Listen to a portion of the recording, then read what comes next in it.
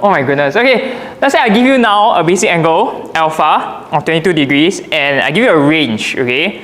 Will there be a value or will there be values of theta? Just now you all said values, right? But why? Will be a negative value. Can it be a negative value? Can theta be a negative value here? It has to be 0 and 0. Huh? Look carefully. Look carefully at the two things I give you. I give you basic angle, I give you range of theta.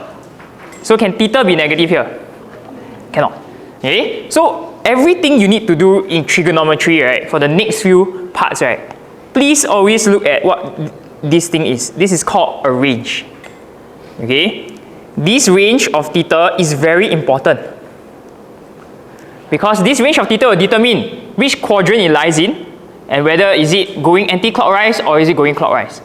Right? Now without even drawing it, we kind of know lah. Right? So actually from here, right, theta now can lie in the first quadrant, can lie in second, can lie in third, can lie in fourth.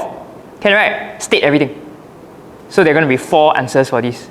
Okay? So always look at the range. So now you know that your basic angle is 22 degrees. Now, of course, in your head, right, you must be like, huh, but Mr. Aaron, were you talking about what? Talking about some alien language, right? Actually, not really. If you just use a pencil, sketch it out, where would 22 degrees for a basic angle be at? It will be if it's the first quadrant, it will be here, right? Correct? If it's the first quadrant. So if theta is in the first quadrant, with a basic angle of 22 degrees, what will theta be? It will simply be 22. First quadrant. Correct?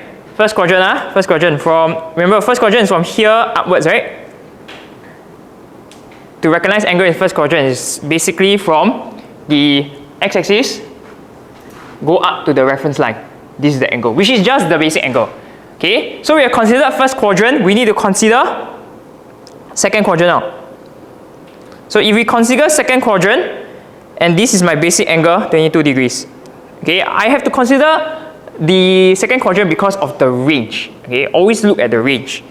Okay, so my theta now will then be from here all the way to here, which is what some of you said, 180 degrees minus 22 degrees. Does theta still lie in the range of the given range? It still does. So you just put a comma. Okay, there are going to be 4 values of here. Sometimes you're going to get 3 values, sometimes you're going to get 2 values. All depends on the range. Okay, so 180 minus 22 is simply 158 degrees. Okay, now can we consider one more? We can. We're going to consider this angle over here. Okay, so if I consider the third quadrant now, which still lies in the range, this is my 22 degrees. And then my theta will be from the x-axis all the way to here, which is just simply 180 plus 22. Make sense? So now we are doing a bit of reverse. I give you basic angle. You tell me what's theta, depending on the range. Okay? So in this case, this will be 202 degrees. And last but not least, the last one over here is if the reference angle lies in the fourth quadrant. It can lie in the fourth quadrant because the fourth quadrant is within the range of 0 to 360 degrees. So this is 22 degrees. And then if that's my basic angle, the angle that I want for theta is from here, go one big round. And how do you get that? Just 360 minus 22. Okay, quite simple, it's just stating. So remember, whenever you face these kind of questions next time, right, I ask you to find theta, you need to consider the range. So the learning point here is you need to consider range.